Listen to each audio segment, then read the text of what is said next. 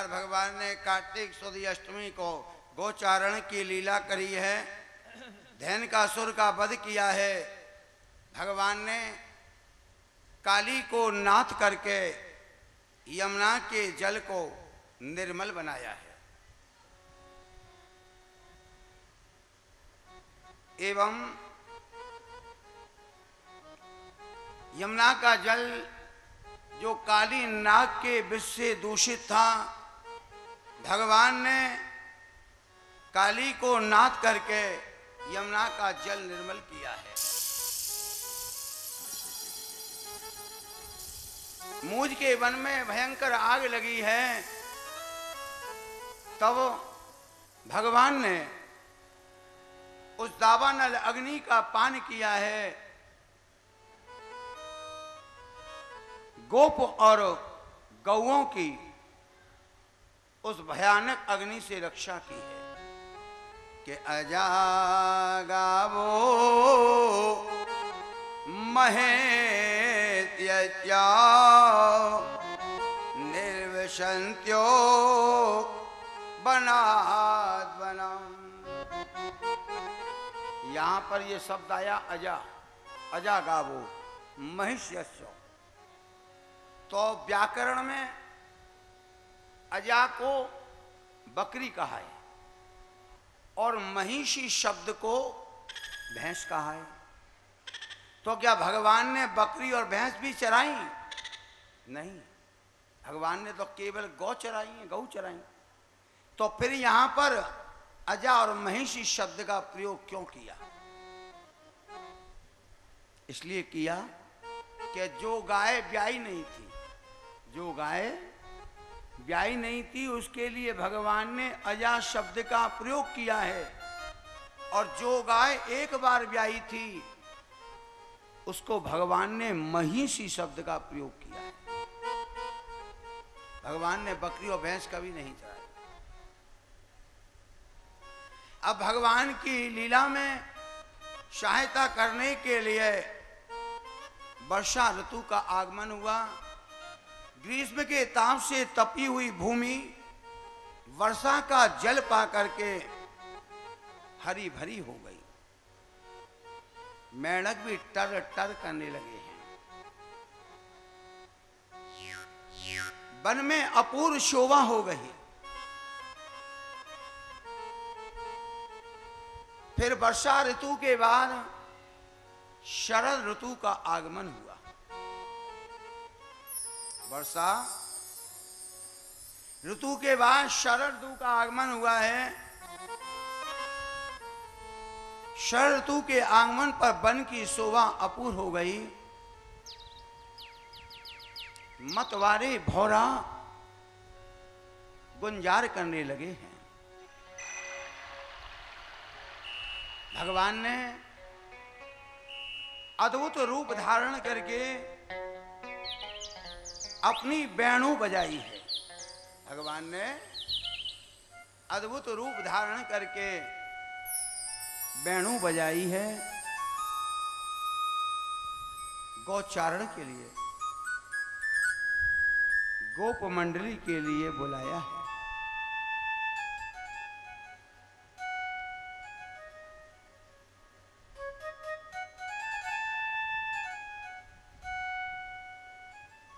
भगवान ने कि विश्व विमोह रूप का राजन तुम ध्यान करो, चिंतन करो, मनन करो के बरिहा बीराम लडवर बको कर्णयो कर्णकारम बेब्रद वासा कनक कवसम वैजयंती चमालाम रंधान वेणु रसुदया पूर्यन गोप वृंदई वृंदारण्य सुभद्रवण प्रावतद कीर्त कीर्ति बर्या पीडम नटवर बपु कर्णयो कर्णकारम बिभ्रदवासा कनक कपदम वैजयंतीम चमालाम रंधान वेणो रधर सुधया पूरियन गोप वृंदई वृंदारण्यम सुभद्रमणम प्रावसन गीत कीर्ति। जिनके सिर पर मोर के का मुकुट शोभायमान लग रहा है, कानों में चतुर्दुल कर्ण फूल जो है शोभित हैं, पीतांबर एवं वैजंती मालाएं धारण कर रखी हैं, एवं अपनी बैणों के लिए अपनी अधर सुधा का पान करा रही हैं। भगवान ने वृंदावन में प्रवेश किया है। गोपियां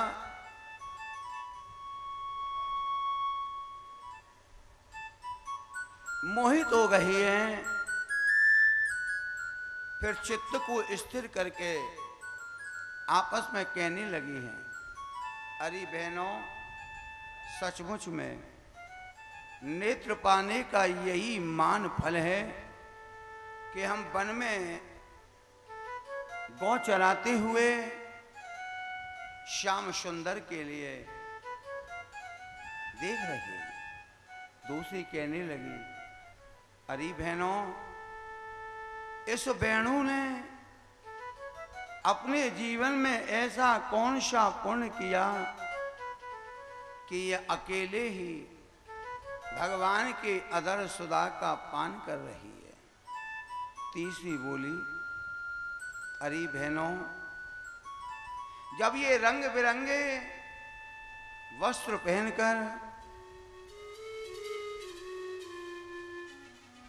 मुरली को बजाते हैं, तब कामदेव भी लज्जित हो जाता है। एक गोपी बोली, अरे बहनों,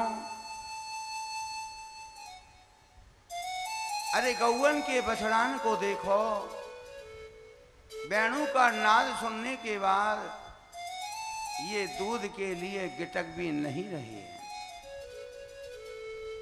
एक बोली कि वेणु का नाद कान में पड़ते ही अरे नदियां तक रुक गई हैं। एक बोली, अरे बहनों, इस वन के पक्षी तो मुनि जान पड़ते हैं जो वृक्षों की शाखाओं पर नेत्र बंद करके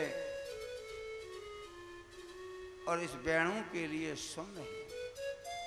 एक बोली, अरे बहनों, भिल्लन की स्त्रियां घास पर लगे भगवान के कुमकुम को अपने कपोलों पे लगाकर कितनी प्रसन्न हो रही है। इस प्रकार 13 गोपीन ने अलग अलग भाव से वेणु की महिमा को वर्णन किया है।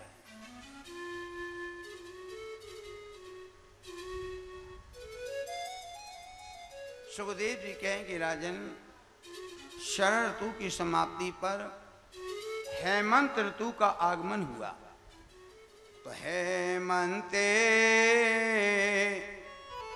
प्रथमे माती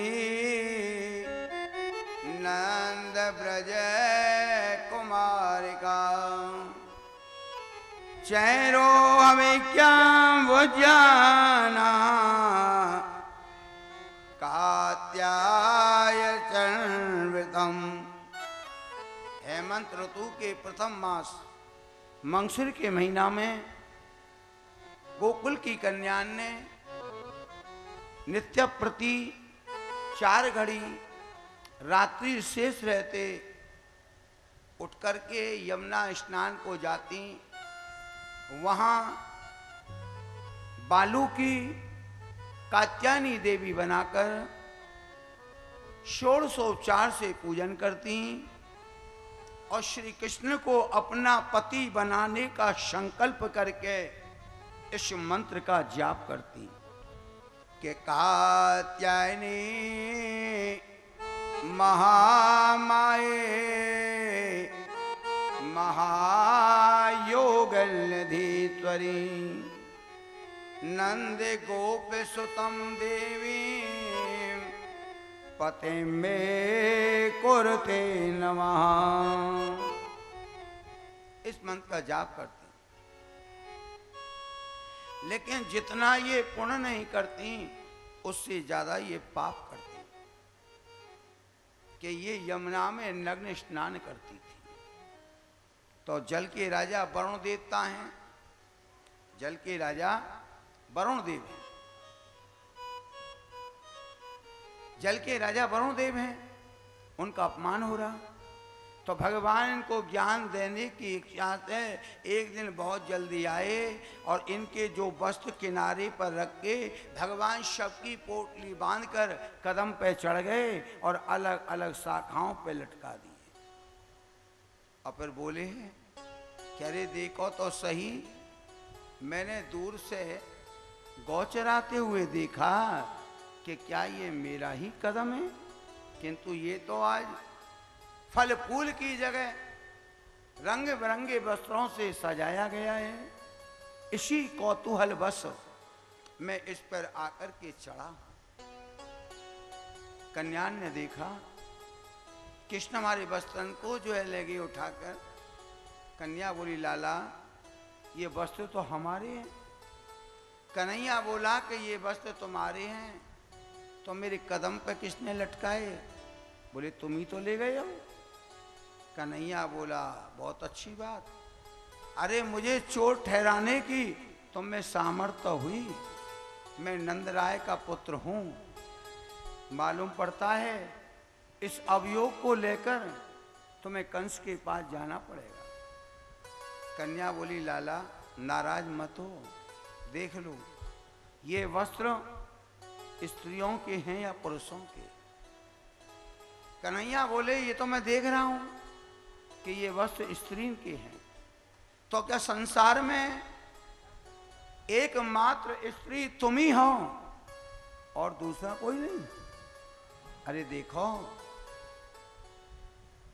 रात्रि में देवांगनाएं आकाश से उतर कर आती हैं और पूजन आदि करके चली जाती हैं। तो बोले वस्त्र वो छोड़ कर क्यों जाती? कन्हैया हंस पड़े। कन्हैया बोले कि अगर ये वस्त्र तुम्हारे हैं तो तुम आके ले जाओ।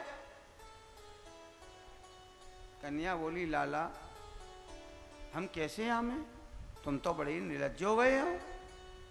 कन्हैया बोला देख लो अभी तो खाली मैं हूं यहाँ और अभी सूर्य उदय भी नहीं हुआ है, और नहीं तो मैं तो इन वस्त्रन की पोटली बांध के घर ले जा रहा हूं, फिर मालूम पड़ेगी तुम अपने अपने घर कैसे जाओगी। कन्यान ने सोचा ये बड़ा ढीठ है, अगर कहीं ऐसा कर दिया तो हम कैसे जाएंगे।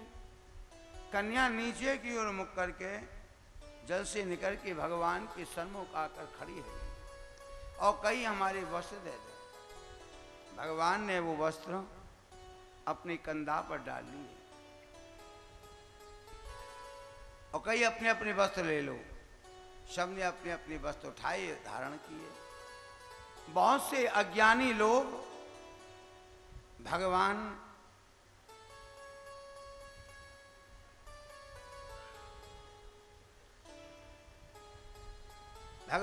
कृष्ण के चीरहरण के कार्य की निंदा करते हैं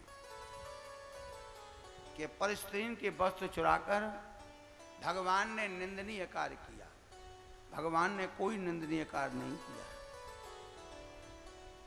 भगवान ने ज्ञान देने के लिए और वरुण देव को प्रसन्न करने के लिए भगवान ने चीरहरण की लीला करी थी। क्योंकि शास्त्र में लिखा है कि स्नानम दानम तथा होमम, स्नानम दानम तथा होमम सहनम गमनम भुजम। स्नान के समय, दान के समय, होम के समय और रात्रि में सोने के समय कभी नग्न नहीं होना चाहिए।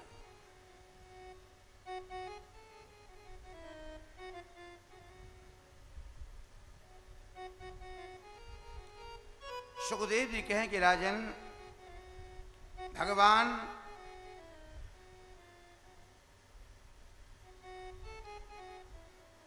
उस दिन कलेवा नहीं लाए, भूल आए थे। ग्वाल वालन को भूख लगी,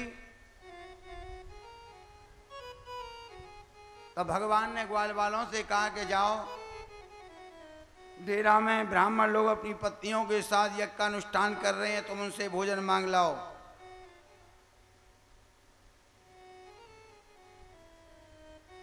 ग्वाल वाल वहां गए हैं, ब्राह्मणों से भोजन मांगा, भोजन नहीं मिला, लौट आए, निराश हुए। भगवान ने दोबारा भेजा कि तुम उनकी पत्नियों से भोजन मांगना। पत्नियों से जाकर के भोजन मांगा, वो थालों में सजा करके भोजन लाई। भगवान ने जगह पत्नियों पर कृपा की है। सुखदेव जी कह रहे हैं कि राजन, अब हम तुम्हें इसी प्रकार से एक और यज्ञ महोत्सव की चर्चा सुनाते हैं, क्योंकि इस यज्ञ में ब्राह्मणन को अपनी क्रिया पर बड़ा गर्व था, अवमान था, तो भगवान ने ब्राह्मणों का अवमान चूर्ण किया।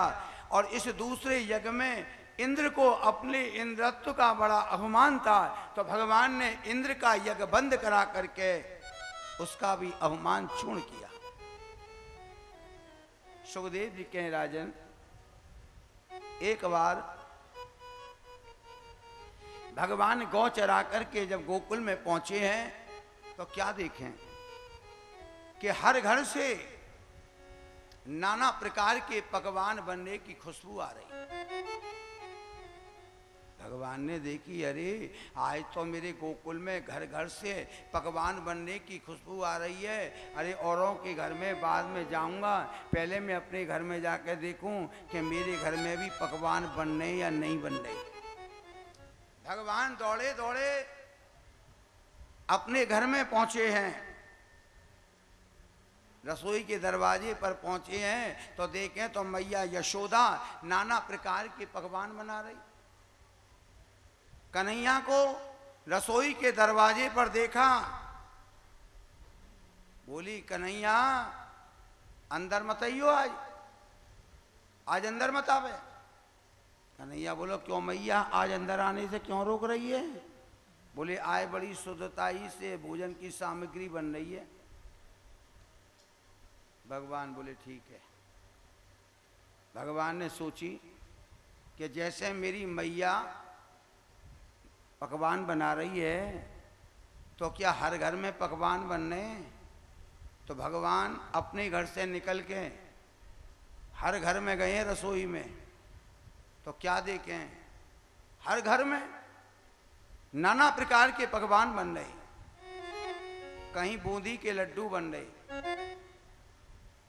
कहीं बेसन के लड्डू बन रहे, कहीं पचधारी के लड्डू बन रहे,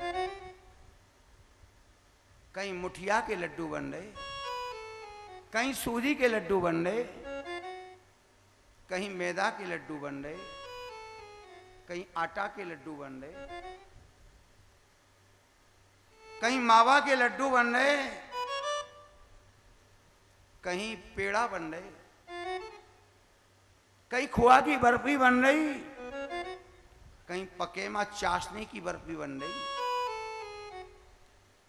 कहीं कलाकंद बन रहा, कहीं मैसू पाक बन रहा, कहीं सोन पापड़ी बन रही, कहीं सोन हलवा बन रहा,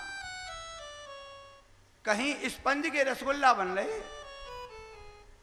कहीं गुलाब जामुन बन रहा, कहीं काला जाम बन रहा,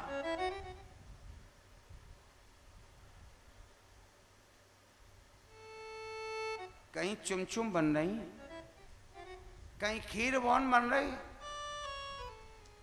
कहीं रसमलाई बन रही, कहीं मीठी कचौड़ी बन रही, कहीं घेवर बन रहा, कहीं फैनी बन रही, कहीं सूजी का हलवा बन रहा, कहीं काजू की बर्फी बन रही, कहीं बादाम की बर्फी बन रही, कहीं अंगूरी पेठा बन रहा, कहीं कुमड़ा पाक बन रहा, कहीं चंद्रकला बन रही, कहीं खुरमा बन रही, कहीं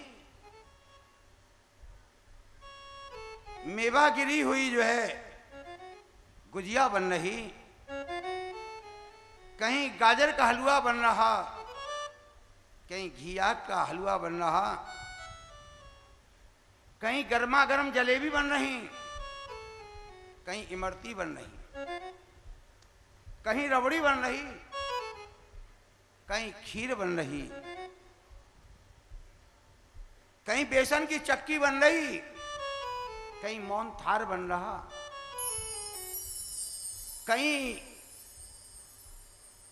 मीठी सुहाली बन रही, कहीं ठौर बन रही,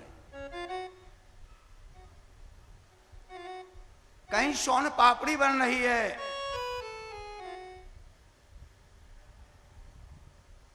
कहीं दाल मोठ बन रही, कहीं मिक्सचर तैयार हो रहा था, कहीं कचौड़ी बन रही, कहीं समोसा बन रहे, कहीं नमकीन काजू तैयार